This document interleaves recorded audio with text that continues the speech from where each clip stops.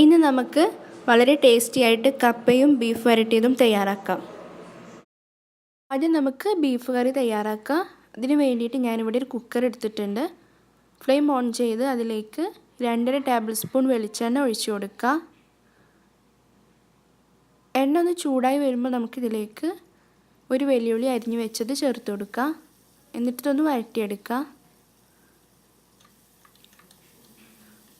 ഉള്ളി ഒന്ന് വാടി വരുമ്പോൾ ഇതിലേക്ക് അല്പം ഉപ്പിട്ട് കൊടുത്ത് നന്നായി വഴറ്റിയെടുക്കാം.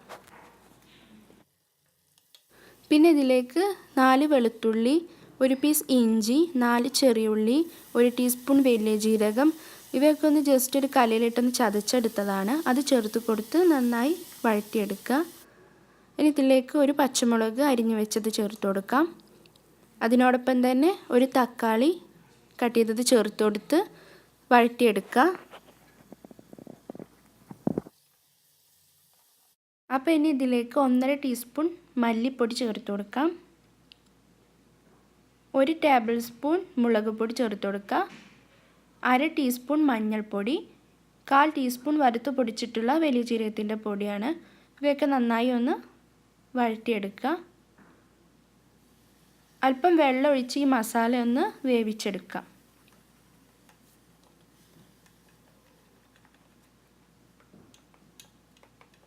ഇനി ഇതിലേക്ക് 1/4 ടീസ്പൂൺ ഗരം മസാല പൗഡറും കൂടെ ചേർത്ത് കൊടുക്കാം. ഞാനിവിടെ 350 ഗ്രാം ബീഫാണ് എടുക്കുന്നത്. എല്ലോട് കൂടിയിട്ടുള്ള ബീഫാണിത്. അത് കറി വെക്കുമ്പോഴാണ് കപ്പയിലേക്ക് കൂടുതൽ ടേസ്റ്റ്. അപ്പോൾ ഇതൊന്ന് നന്നായി മിക്സ് ചെയ്യുക.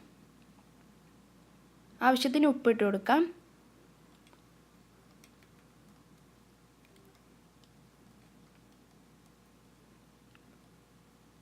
ഒരു തണ്ട് കറിവേപ്പിലയും കൂടെ ഇതിലേക്ക് ഇട്ട് കൊടുക്കാം.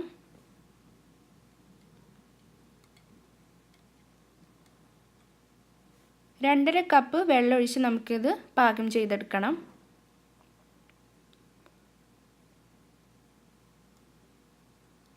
ഒന്ന് ഇളക്കി കൊടുക്കാം.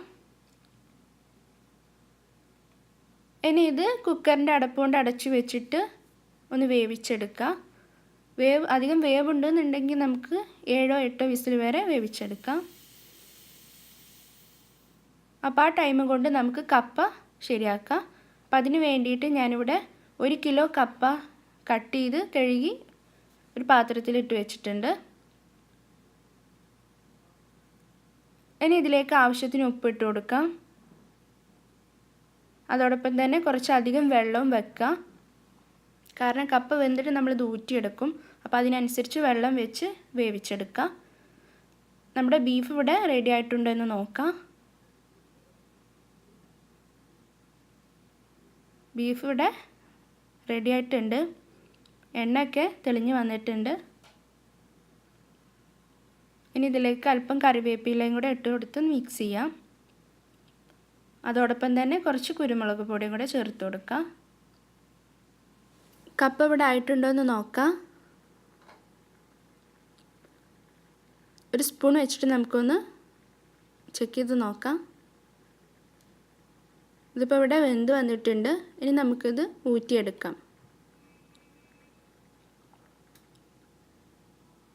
നന്നായി തന്നെ വെന്ത് കിട്ടണം കപ്പ.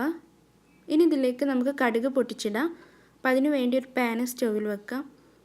1 ടേബിൾ സ്പൂൺ വെളിച്ചെണ്ണ ഒഴിച്ച് കൊടുത്ത് ചൂടാക്കുക. 1 ടീസ്പൂൺ കടുക് ഇട്ട് ഒന്ന് പൊട്ടിക്കുക. 1 തണ്ട് കറിവേപ്പിലയും കൂടെ ഇട്ട് കൊടുക്കുക. ഇനി ഇതിലേക്ക് ഊറ്റി വെച്ചിട്ടുള്ള കപ്പ ഇട്ട് കൊടുക്കുക. ഒന്ന് യോജിപ്പിച്ചെടുക്കുക.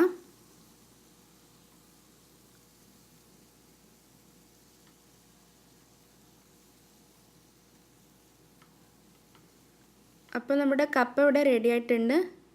ഇനി നമുക്കിതൊരു പ്ലേറ്റിലേക്ക് സെർവ് ചെയ്യാം.